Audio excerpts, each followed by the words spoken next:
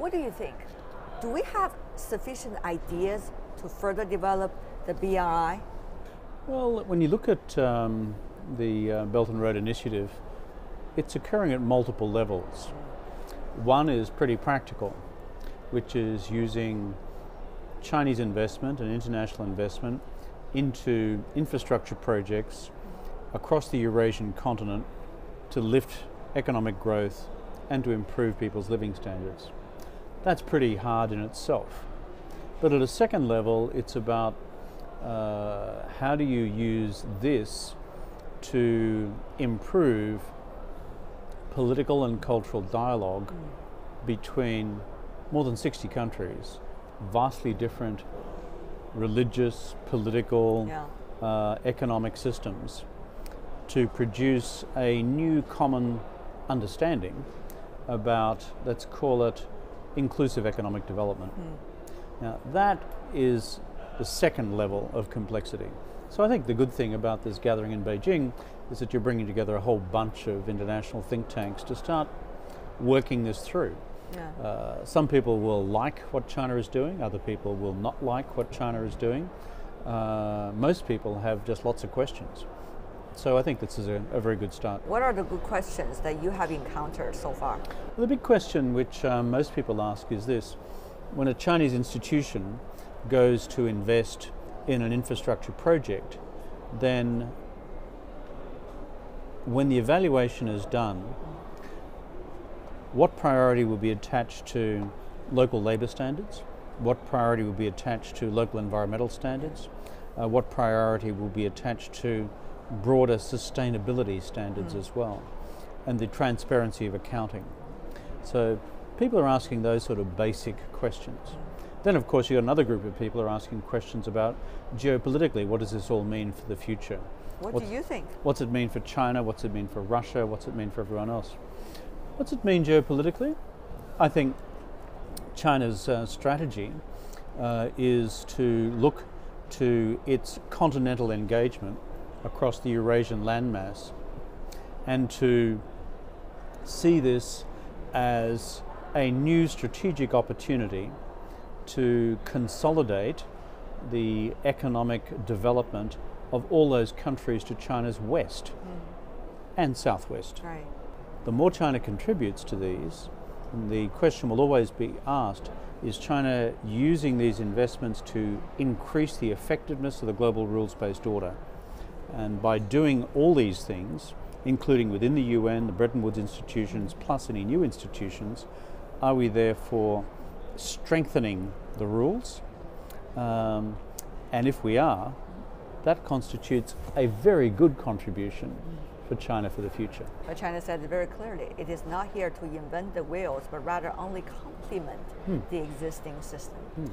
Well, what I'm saying is that if you're complementing the existing rules-based order, it's making those wheels turn as effectively as possible. Well said. In his speech, Chinese President Xi Jinping at the opening of BRF, talking a lot about history and learning the wisdom of history, even specific strategies at different times of Chinese history.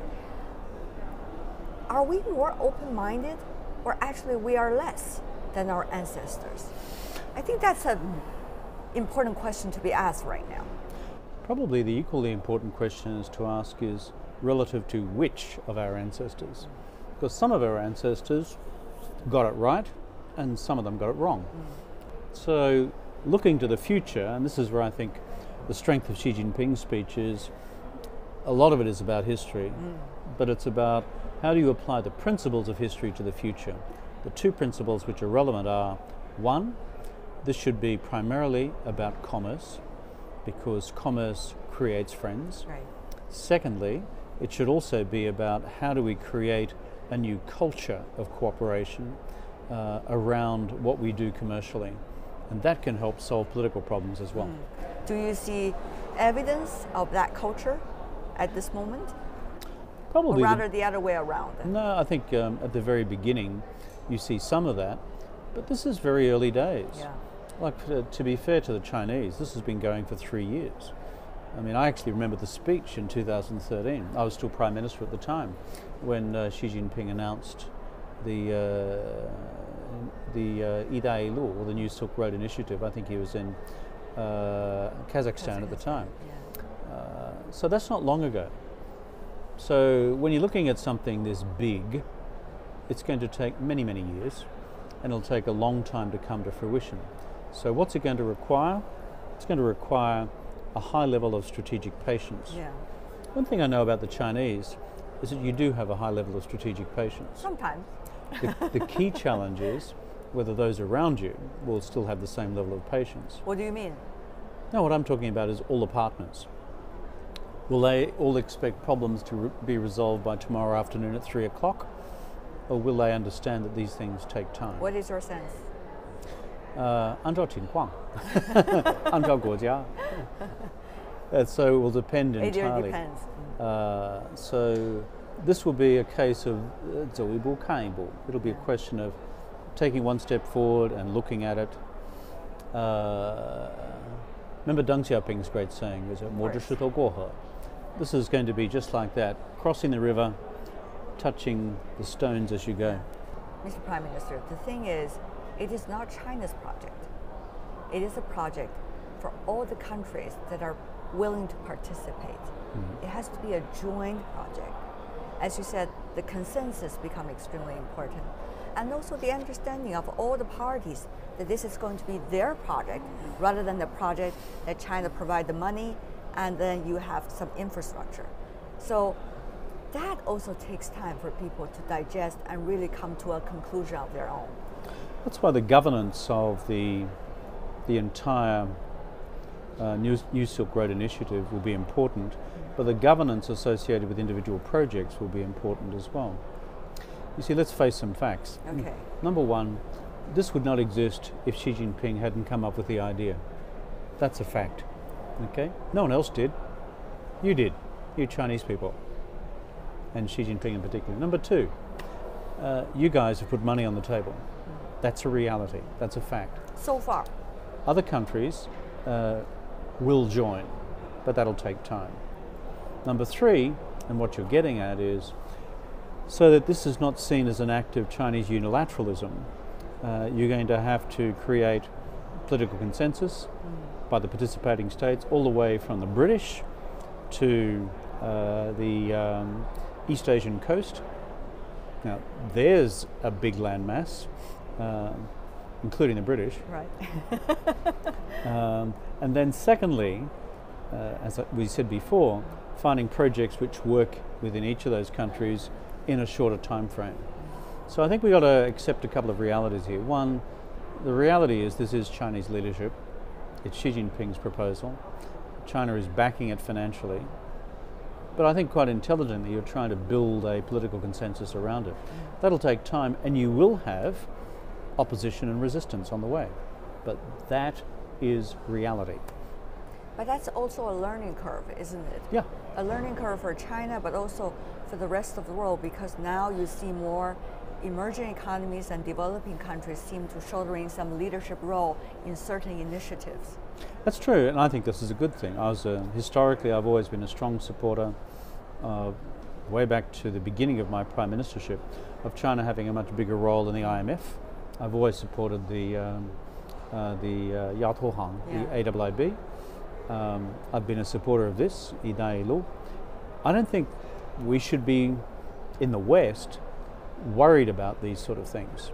Why? Because it is a natural reflection of the relative significance of where global economies now contribute to global GDP. And now you have a big contribution from developing countries, and in relative terms, a smaller contribution from developed countries. So this is kind of natural. But here's the other thing. Once you get engaged in the business of providing global governance, you'll also discover it's very hard. Okay, very hard, very complex. You had some previous experiences. Well, certainly. all of us who are involved in the G20 complex, G20 process, the complexities of solving problems through that, the global financial crisis. None of it's easy, it's all hard.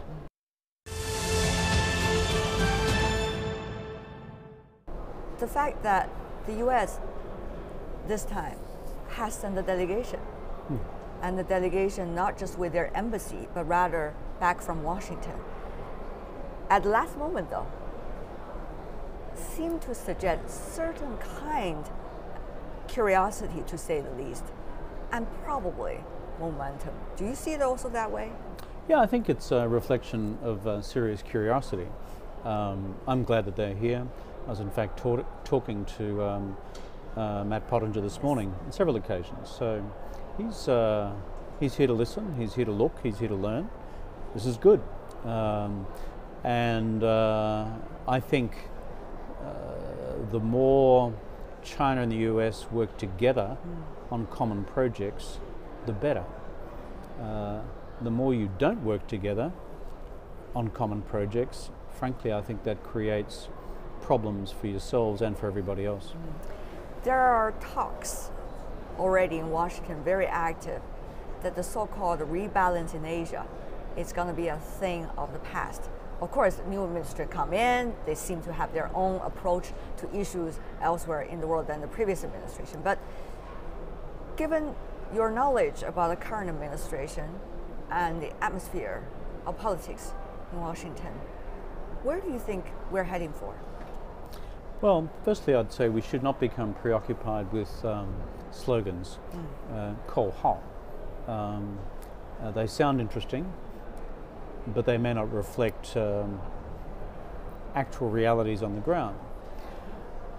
So it'll be very interesting to see which way the US policy, foreign policy, security policy, defense policy, is reflected in what the United States does in the future.